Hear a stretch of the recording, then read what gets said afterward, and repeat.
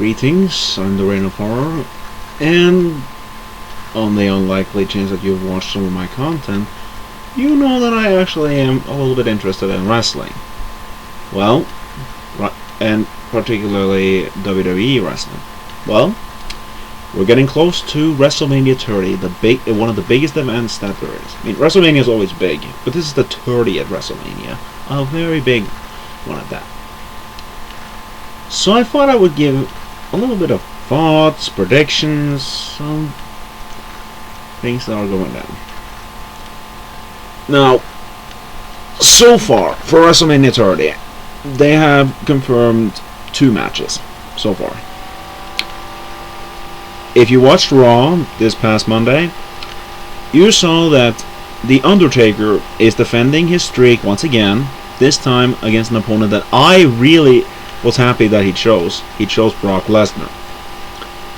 I really wanted to see Undertaker fight Brock Lesnar ever since I saw their first match, just back in 2002, I believe, where they had that awesome Hell in a Cell match. And having them face off at WrestleMania with Undertaker back as the dead man and Brock Lesnar in the best shape of his life, I felt that was the best decision they could go with at WrestleMania 30. And honestly, with the way things are going, who else do you really want to see fight the Undertaker? Now, I'm going to go over the Brock Lesnar Undertaker match now, because there is something I heard.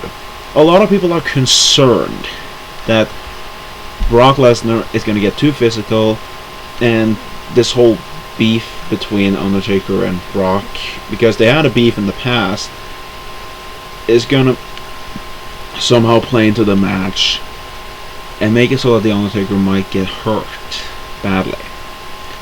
Probably to the point where he's either getting a lifetime injury or he has to retire. Well, I can definitely see what you're talking about. Personally, if they brought in the personal issue, I wouldn't have a problem with it if they brought it up in the storyline. However, I do see the concern that you might think that Undertaker might get a long-time injury that can never be healed. But when it comes to a career-ending injury, he has to quit. Unless if it doesn't stick with him, but he has to retire, I don't really mind it, honestly, because, quite frankly, I said that Undertaker should have retired at WrestleMania 28 when he faced Triple H. They called it the end of an era. They were talking about that the Undertaker should stop right there. He didn't. He came back for WrestleMania 29 and faced CM Punk.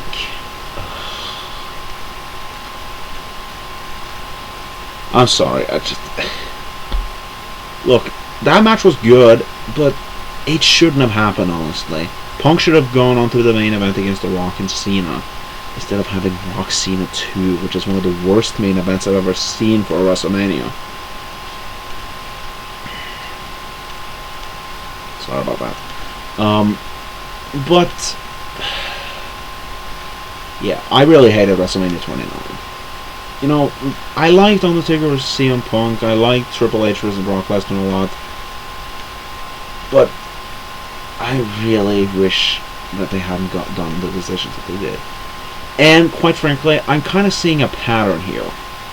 They're announcing a big WrestleMania event for the Undertaker, and then they have a terrible main event. Because the other match that's been announced is the fact that back in the Royal Rumble, Batista won the Royal Rumble, and he's now set for a WrestleMania event. And if you watch Elimination Chamber this past Sunday, you know that Randy Orton came out of the Elimination Chamber still the WWE World Heavyweight Champion. Yeah, one thing I will say is that I'm really pissed about the titles being unified, because it honestly leaves very little room for people that really deserves to get to the top level. People I think should. I was so angry about that, especially back at SummerSlam, because I thought for sure that this was that before Cody Rhodes had to leave and all that, I thought he was due for a World Heavyweight Championship run. And I still think Cody should be a World Heavyweight Champion. But that's not going to happen because there's so many people that they're going to put in front of him. You know, you have Randy, Batista, John Cena. Now they're pushing Cesaro, Sheamus. Who else? I don't know. Well, they were pushing Christian in there, but honestly, I think they're just... Yeah, that's one... I can get into a prediction right now. I'm jumping a little bit all over the place, but... One thing I've noticed as of late is that after Christian came back, he has constantly lost matches. I was kind of getting pissed about that, but hey, I get it. WWE is never going to let him be world champion again, which saddens me, but what are you going to do? Anyway, Christian, after his last loss before the Elimination Chamber to Sheamus, after Sheamus got up on the ropes to celebrate and all that, Christian attacked him from behind. And in the Elimination Chamber, Christian was actually pretty furious in the chamber, and he actually managed to eliminate Sheamus. And also added to the fact is that Christian, if you read spoilers and all that, because SmackDown was taped, Christian is apparently going to attack Sheamus again, which I think is setting up that they're going to do Christian versus Sheamus at WrestleMania. Honestly, I wouldn't have a problem with that. I really like Sheamus. I really like Christian. I think they both can do a very good match. And speaking of WrestleMania matches that they're leading up to, another one is Bray Wyatt facing John Cena. Because at the Royal Rumble, John Cena had a WWE World Heavyweight Championship match with Randy Orton. A rematch from TLC, only not a TLC match, just a normal match. Anyway, Cena had him locked in an STF and he was about to win the match. Lights go out, and the whole glitchy music, the whole thing happens. The Wyatts come out, they distract Cena long enough for Orton to pick up the victory. Then the Wyatts attack him. Then on Raw the next night, there's a 6-man tag match. The Shield versus John Cena, Sheamus, and Daniel Bryan to determine who will be in the Elimination Chamber. The winning team will get into the Elimination Chamber. During the match, all 3 members of the Wyatts came out and attacked John Cena and his team. This caused a disqualification, which meant that they were in the Elimination Chamber, which led to the Shield versus Wyatts match at the Elimination Chamber, which I thought was an awesome match, by the way. But anyway, and this feud was kind of forgotten about in favor of the Wyatts versus Shield thing until the actual Elimination Chamber, because at the Elimination Chamber there were 2 interferences. One was when John Cena was about to make Randy Orton tap out. Wyatts came in. They attacked John Cena and made sure that he lost and was eliminated. And then on the Raw after, they had a promo with each other, trying about the attack. And yeah, I'm basically saying that this looks like they're gonna do Bray Wyatt versus John Cena. I wouldn't personally have a problem with that if they did that. Personally though, I would have liked to see John Cena face all the Wyatts if he could, because thing is that the Wyatts have two guys that I do kind of like. You know, Eric Rowan is not really good. He is mostly there just to be this big guy with a big beard, just a big guy.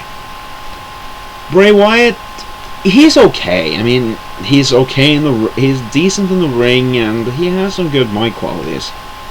Luke Harper, on the other hand, is downright phenomenal in the ring. I would love to see him get in the ring with Cena, because I actually like Cena. I know it's an unpopular opinion, but well, I mean, I like Cena, but I get why he's so hated. It's because he's overexposed. You see him in every main event. You see him go after the title all the time. And quite frankly, I really don't want him to get the title at this point, because what will be the... Because I really don't want him in the main event scene anymore. Mostly because I really don't want Ric Flair's record to be broken. But hey, that's me.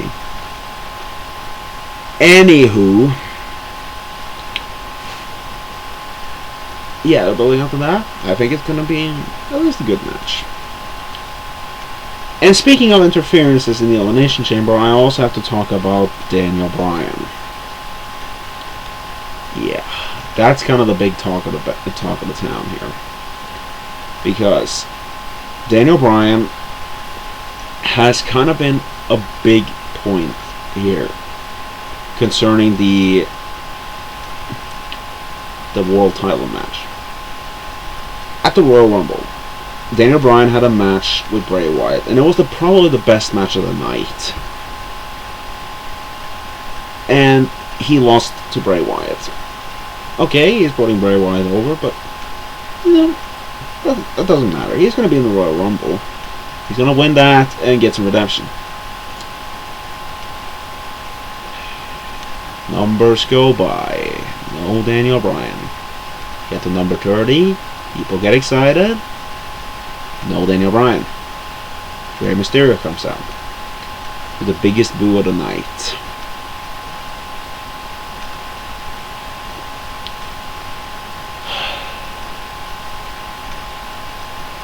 Yeah. Daniel Bryan was not even in the match. Batista won the Rumble. After having been gone for 4 years, he comes back on Raw, and then that same week he wins the Royal Rumble.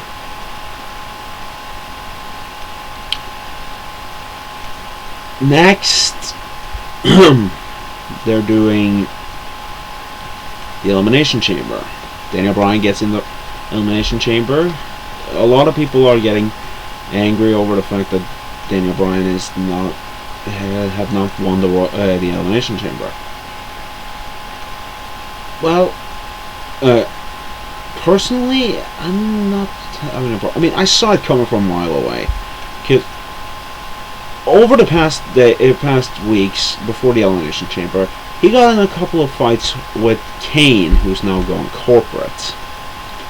And then at the Elimination Chamber, after the Wyatts interfered, Daniel Bryan attacked Kane when he came out to try to stop the Wyatts.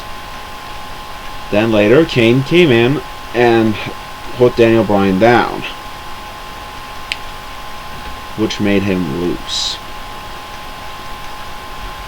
And now this past Raw, there was an interview backstage where Daniel Bryan came up to Triple H and Stephanie and said the following words, that he would fight him at WrestleMania. Triple H. So what you can interpret from this is that they're leading up to Triple H versus Daniel Bryan at WrestleMania. You know, normally I would be excited about this because it's a good ending to the storyline that they have. If it wasn't for the fact that Daniel Bryan has been screwed out of the world title so much over these years, and he definitely deserved a run with it. At least Christian got a month with the world title. You could have at least given Daniel Bryan that. I mean, Christian wasn't a long-time veteran at that point, but still, Daniel Bryan is the most over guy in the business. Everyone, you know, hardcore fan, casual fan, kids, most people really love Daniel Bryan, and they're not giving him any of the spot that they rightfully deserve. Now, do I think that Daniel Bryan... Daniel Bryan is the greatest wrestler of all time? Of course not. There are many people that are better. But I really think that Daniel Bryan should be the next. It should be champion. And the closer we get to WrestleMania, the closer and closer I'm starting to think that the WWE are not listening to their fans. They're gonna do Randy Orton versus Batista? That's a match nobody wants to see. And you know, at this point, people would just buy WrestleMania because of WrestleMania. Then when they see the Brock versus Undertaker match and see what's next, Batista versus Randy Orton, they'll get up from their seats and leave. People will turn off the channel. They'll turn off the pay-per-views. And nobody would care. And I know a lot of people are going to watch it on the WWE Network. And that's not a good idea. And especially considering this. Just recently they launched the WWE Network. For Americans at least. Yeah, about that. Something that pisses me off is the fact that I actually did think the WWE Network was a good idea. But it's only for Americans. International people are not going to get the WWE Network until late 2014 or early 2015. Why? Why release it if you know it's not going to get international view? You're just going to piss off your international fans because you keep promoting it and promoting it and promoting it, knowing full well that international fans can't have it. That annoys me to no end. You know, sometimes they promote shit that I don't care about, you know, like the WWE app. I mean, I don't use any smart devices or anything like that, so I can't get apps. And even then, why would I bother? Most of what I can get on the app, I can just go on WWE.com and just look for it there. That's it! So what's the point? But this actually sounds good, because you pay a very small amount of money every month, and you get all the pay-per-views. You get to watch NXT. You get to watch NXT on the WWE Network. You get to basically go back and watch. From what I can tell, you can go back and watch older episodes of SmackDown and Raw. That's great. You know, I've been looking everywhere to try and find good quality episodes of Monday Night Raw or SmackDown, because sometimes I just want to see what did they do that specific night, and see all the matches, see all the promos and all that. And YouTube is very scarce with that, and I am not the guy who just goes on streaming sites all over the place. But yeah, they're giving you a huge deal for it, but it's not available for international audiences. Okay, rant over about that. But back to Daniel Bryan. Daniel Bryan, I would have loved to see him face Triple H, but not right now. It's not the time. WrestleMania 30, basically, I think it needs to end with Daniel Bryan walking out WWE World Heavyweight Champion. Now, there are some light points that could happen. For example, again, if you watch the spoilers for SmackDown, you'd know that Batista turned heel that night and beat down Dolph Ziggler. So now, not only is it Batista versus Randy Orton, two older guys, one of which have been gone for the past few years, but now it's also heel versus heel. Something that almost never should occur. Heel versus heel never work. Usually never works. I mean, sometimes it can work if one heel is more popular than the other. You know, you can have a heel, but he's still popular enough that you can cheer for him in the match. You know, like that. But in this case, it won't work. People are gonna boo Batista no matter what, if he's heel or face. They're gonna boo Orton because they don't like Orton either. It's just gonna be a clusterfuck of a main event. It's not gonna be good for WrestleMania. But do you know what could save it? Add a third man, triple threat match. Randy Orton versus Batista versus Daniel Bryan. Then you got a main event for you. But that's not what's happening, is it? They're probably gonna do Triple H versus Daniel Bryan. You know, this is where I kind of wish, I have to talk about it eventually. And that's CM Punk. CM Punk left the WWE right after the Royal Rumble. Right after the Royal Rumble, after he was chokeslammed through the announce table by Kane, he basically left. He left the WWE and said he needed to go home. He's still on the roster page and they haven't released him yet. But he's basically gone from the company. I mean, he isn't fired or anything. He's still there, technically. But he hasn't showed up for any Raw or any SmackDown or even Elimination Chamber for the past month. And this is especially going to bite people in the end. From what I can tell, he's not coming back anytime soon. And from what I can tell, next Monday, Raw is going to take place in Chicago. CM Punk's hometown and one of the biggest wrestling crowds of all. And the WWE has not gotten CM Punk back.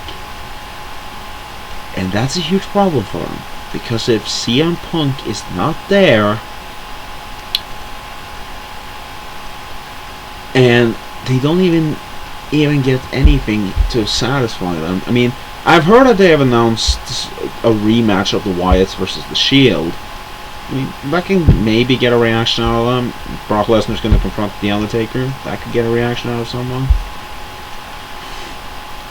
But the crowd is going to eat that arena alive. Because CM Punk is not only one of the most popular guys in the business, but in Chicago, he is the guy. Phenomenal wrestler and all that. But CM Punk, serious. But if CM Punk's not there, Chicago's gonna eat Raw alive. They're not gonna give a shit. They want CM Punk back. They're gonna chant for him all night if they have to. All they want is for him to come back. And if they can't get him back by then, it's all gonna end in terror. And what I was talking about when it comes to CM Punk was the fact that originally planned, cause I talked about this with Kane attacked, but that was because they had been building this whole thing with Kane and CM Punk and the Authority as a whole. CM Punk looked like he was going to face Triple H at WrestleMania. And I have seen that match before, but whatever, that was a good match. I really liked that match, so why not again? That could be fun. However, that's not what we're getting since CM Punk left. Now, I've heard a lot of rumors say that if CM Punk was there to face Triple H, then Daniel Bryan was going to face Sheamus, which would be a terrible idea. Here's what you need to do. If you can get CM Punk back, have him face Triple H like planned, you can just work in that whole walkout as a storyline. And then you have Daniel Bryan face Batista and Randy Orton in a triple threat match for the title. Why? Basically, Daniel Bryan should be in the main event no matter what. If he isn't, the WWE is going to eat that. The WWE is going to lose a lot. You know, I recently listened to Stone Cold Steve Austin's podcast, and John Cena said that the worst thing that could happen is if the crowd turns their back, goes to buy a t-shirt or go to get some hot dogs, or anything, just leaves the arena, doesn't pay attention to the mat. They don't chant or anything. You know, they just don't give a crap. They don't even make any noise. They just stay silent. That's what I think is going to happen with that match. They're going to hate it so much that they're actually going to do what is worse for it. They're going to just leave. Just take abeyance to the arena. They're not going to...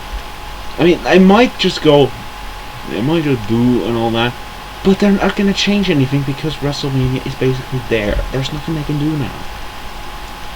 And also on from Stone Cold's podcast, he said, Stone Cold himself said that they need to strike while the iron is hot. And Daniel Bryan at WrestleMania is the last straw. If he's not getting the title by then, for me, that's it. I'm done with the WWE. You know, I'll stay for WrestleMania. I'll stay for the Raw after because that's probably a good show. But I've seriously been thinking about just going on a break from WWE. Just not care. So, yeah. Enough about that. Is there anything else I can talk about with the WWE? Oh yeah, there's one other thing. It's kind of a minor thing, but it's something I've been thinking about. And that is the tag team titles. Recently, we've had...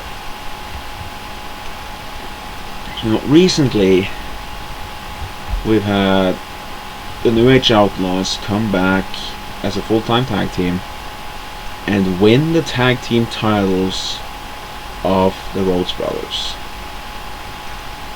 I was not happy about that because, well, it's the New Age Outlaws. They're really not that good anymore. I mean, Billy Gunn can work a little bit, but Road Dogg is not that good anymore. And they come back and they take the tag team titles. In 2014, these guys were around during the Attitude Era. And they're not that good anymore. And they're getting the tag team titles from Cody Rhodes, who I think is one of the best guys in the business right now, and Goldust, who is doing better than he's ever done, ever. It's his best run. He's in the best shape of his life. And they're losing the titles to the New Age Outlaws. And they've had matches with the Shield and the Usos. And they didn't lose the titles then.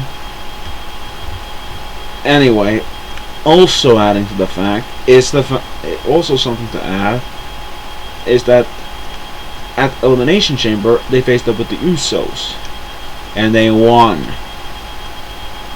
They won the match. The Usos are not the tag team. I'm somewhat pissed about that, but on the other hand, I'm kind of thinking this. They're gonna have to defend their titles at WrestleMania 2. I mean, at WrestleMania 30 they have to put all the stops in. So they're gonna have to have Road Dogg and Billy Gunn on the show defending the titles. But against who? That's where I'm thinking this. That at the Elimination Chamber there was a pre-show, or whatever you might call it, kickoff match, whatever you might call it, where Ryback, and that is Kurt Angle, right?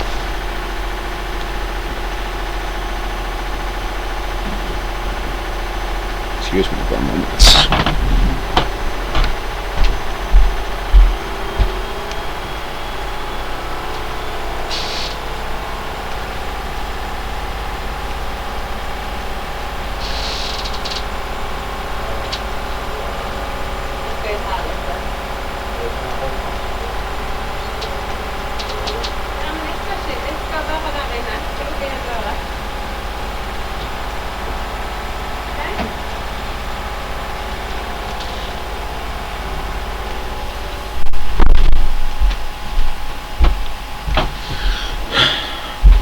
sorry about that. And I know I could probably cut this out and all, but I don't really know how to edit with the current editing software I use, and you know, interruptions like these, they can happen. And yeah.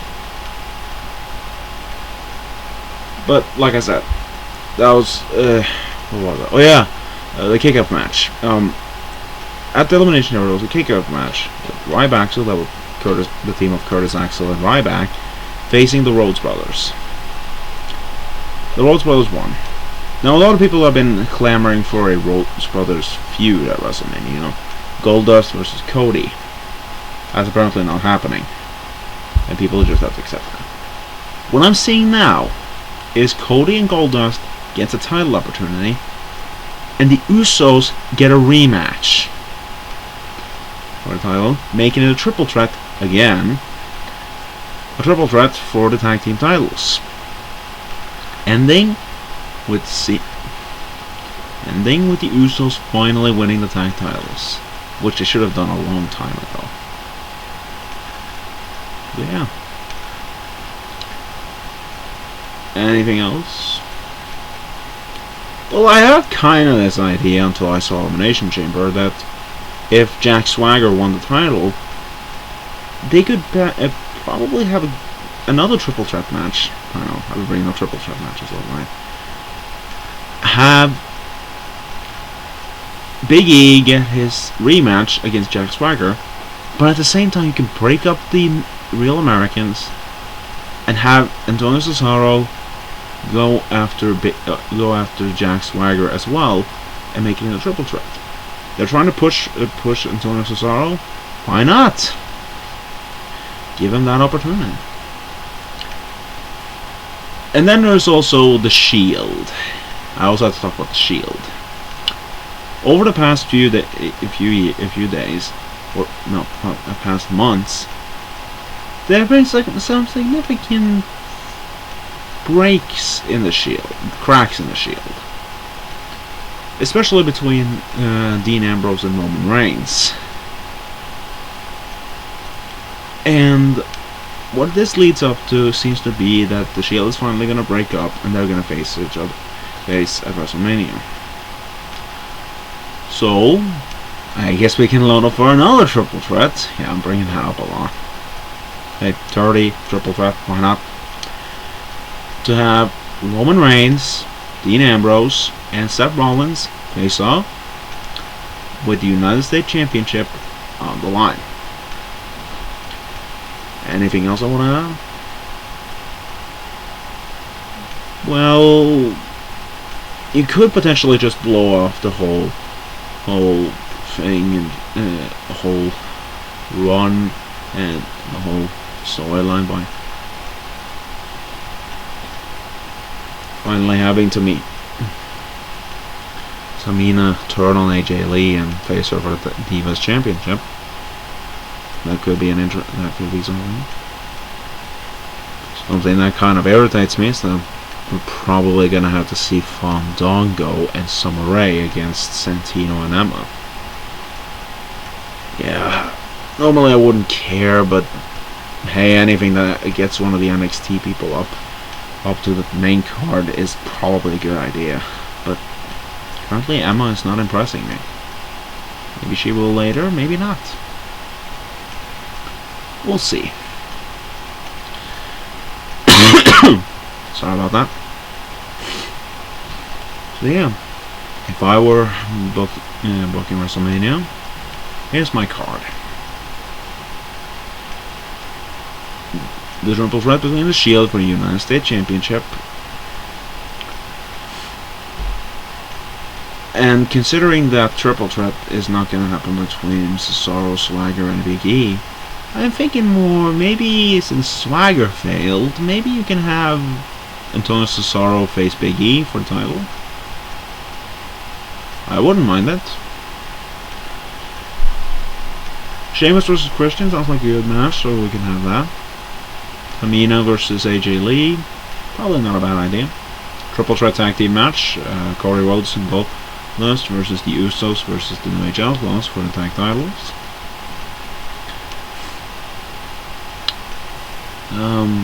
What else? Undertaker versus Mr. Brock Lesnar is a must. That must happen this year. If they can get CM Punk back, I would love to have him face Triple H. If not, I'm really not sure what they're gonna do with Triple H. I mean, I know a lot of people have been talking about that Daniel Bryan could work 2 matches that night. You know, have him face Triple H and then have him in a tag team, in a triple threat tag team match, and then have him face Triple H at WrestleMania, and then have a stipulation that if Triple H gets beaten, that Daniel Bryan wins, he gets added into the main event for a title. Though I have very low expectation that that's gonna happen.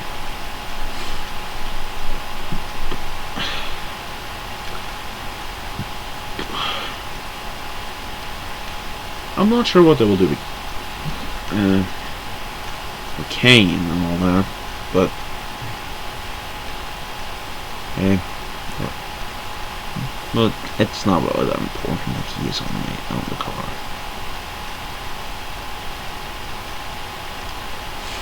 And then there's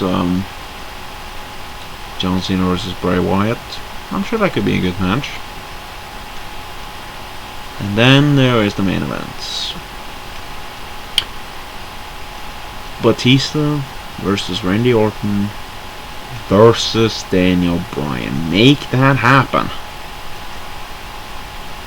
I'm sorry, just you have to make that happen.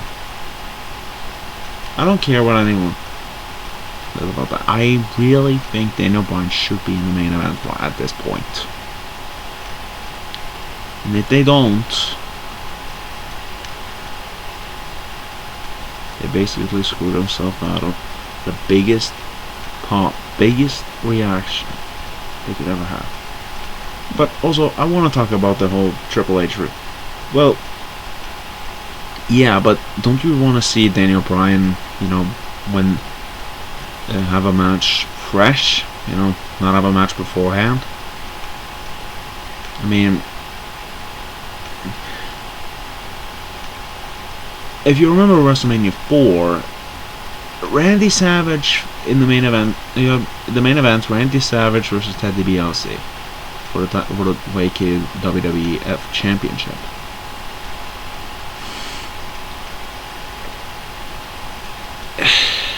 The match was good, but it could have been a lot better had these guys not had multiple matches earlier to fix this whole tournament thing. So I really, if they're gonna do the triple threat, I would prefer that Daniel Bryan got in the main event as his one and only match at WrestleMania. That's just me, but I think that should be it. And I don't give a crap